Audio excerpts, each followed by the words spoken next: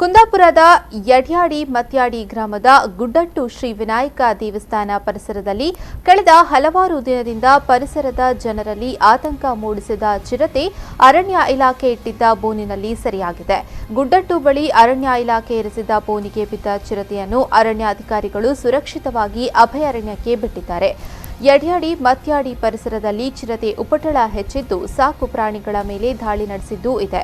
ಈ ಬಗ್ಗೆ ಪರಿಸರ ನಾಗರಿಕರು ಶಂಕರನಾರಾಯಣ ಅರಣ್ಯ ಇಲಾಖೆ ಅಧಿಕಾರಿಗಳಿಗೆ ಮಾಹಿತಿಯನ್ನ ನೀಡಿದರು.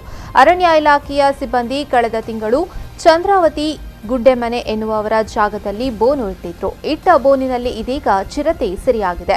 ಶಂಕರನಾರಾಯಣ ವಲಯ ಅರಣ್ಯಾಧಿಕಾರಿ ಚಿದಾನಂದಪ್ಪ, ಮುಳ್ಳಹಳ್ಳಿ ಶಾಖೆ ಉಪ ಸಂರಕ್ಷಣಾಧಿಕಾರಿ ಸಂತೋಷ್ ದೇವಾಡಿಗ, ಶಂಕರನಾರಾಯಣ ಉಪವಲಯ ಅಧಿಕಾರಿ ಹರೀಶ್ ಕೆ, ಅರಣ್ಯ ರಕ್ಷಕರಾದ ರವೀಂದ್ರ, ಗುರುರಾಜ್, ಅರಣ್ಯ ವೀಕ್ಷಕರಾದ ಶಿವು, ಲಕ್ಷ್ಮಣ ಕುಲಾಲ್ ಹಾಗೂ ಗ್ರಾಮಸ್ಥರು ಕಾರ್ಯಾಚರಣೆಯಲ್ಲಿ ಪಾಲ್ಗೊಂಡಿದ್ದರು.